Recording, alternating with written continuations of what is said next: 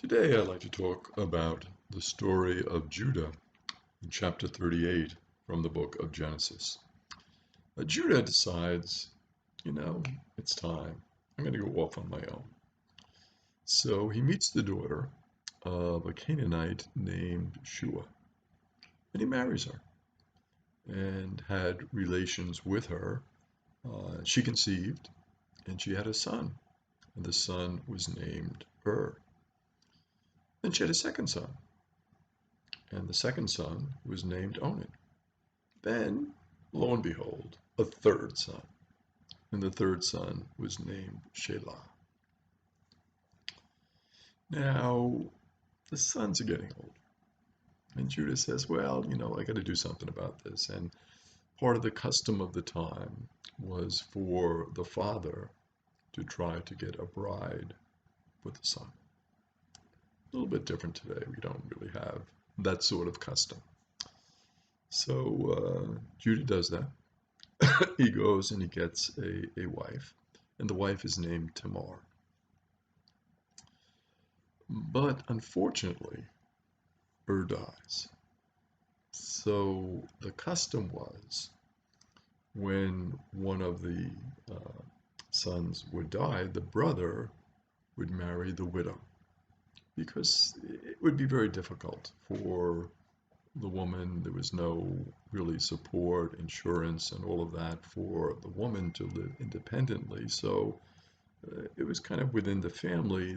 The assumption was, well, the son, the next brother would marry the wife.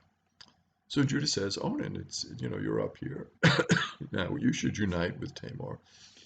But Onan says, I don't really want to unite with her because the descendants would not really be credited to me so much as to my brother, and I didn't want to do that. So he decides that when he has intercourse with her, he doesn't really unite and complete the act of intercourse.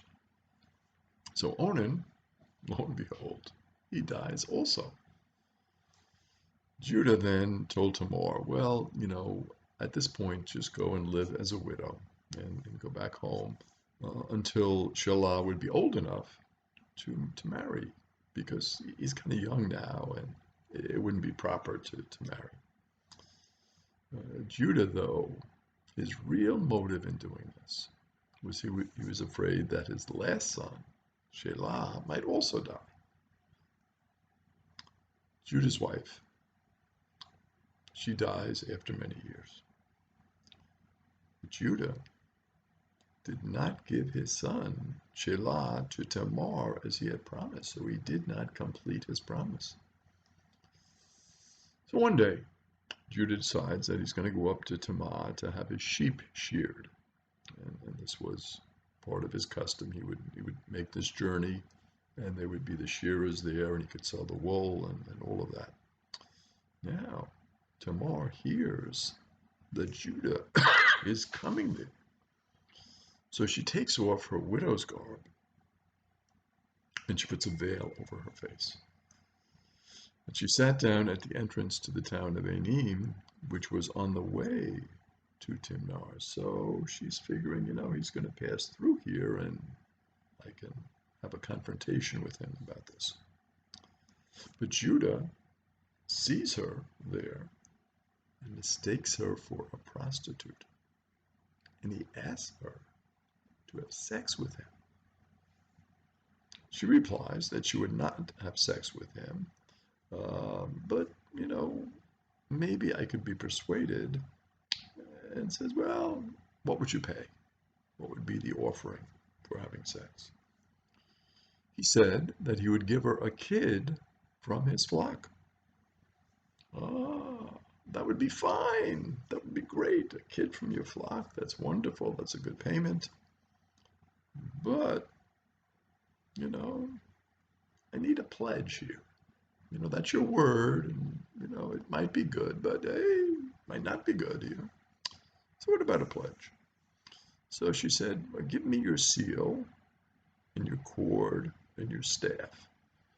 And these would be important, the seal, cord, and staff, because they would provide a distinctive means of identification. And you would know who was. The name would be on these items. So he gave those to her. They had intercourse, and lo and behold, what happens? She conceives.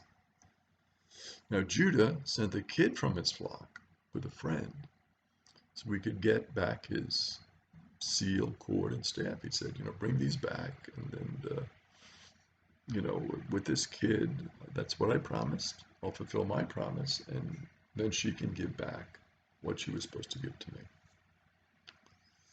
But the friend, lo and behold, couldn't find her. Nowhere to be found. And the people said, hey, there's never been a prostitute here.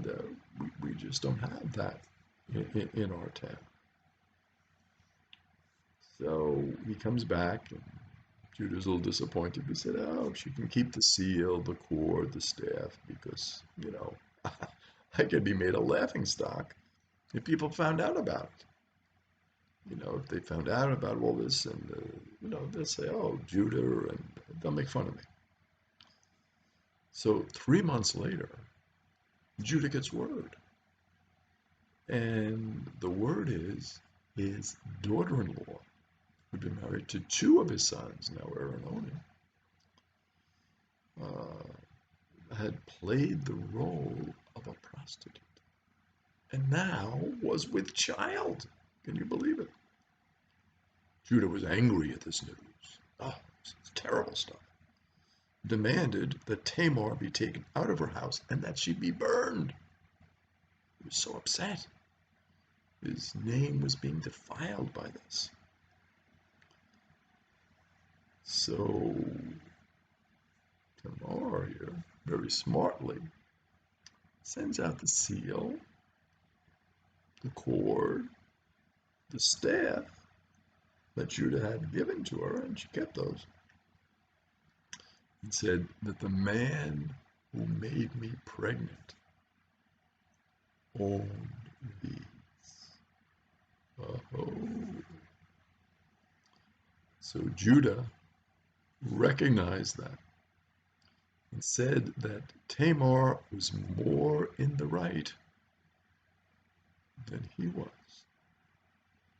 Because really, he should have given her his youngest son, Shelah. And then when Tamar delivered, even more, she had twins. Just one, but she had 2. Perez, Hebrew for breach, and Zerah. So what do we learn from this story in chapter 30? Well, we learn a lot about the problems of intermarriage. We see Judah here marrying someone who was a Canaanite. Now, what was the problem with that? Well, the problem with that was intermarriage at the time, a lot of these scriptures were written down, led to division. It led to worship of false gods. It led to the weakening of the religion.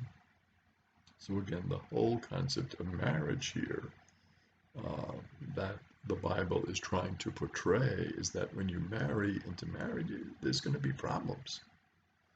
So that's the first lesson we learn. The second lesson we learn is the importance of keeping your promise. When Judah made that promise to Tamar about Shelah, he should have kept it. Now he didn't keep it, and as a result of not keeping it, all sorts of bad things happen to him.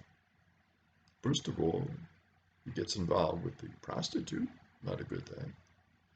She conceives, has twins.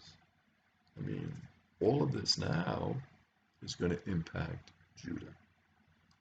So what do we see here? We see the importance of being faithful, the importance of keeping your promise, and the importance of being really a chaste person and respecting our great gift of sexuality. And Judah here is really not respecting that gift by, of course, having sex with the prostitute. And all of the result of that is terrible for him, right? So the idea is be faithful and be chaste. And of course, who is a great example in the Bible of someone who was faithful? The first one who said yes to God, of course, we know, Father Abraham. Father Abraham had many friends. Many friends had Father Abraham. I am one of them, and so were you.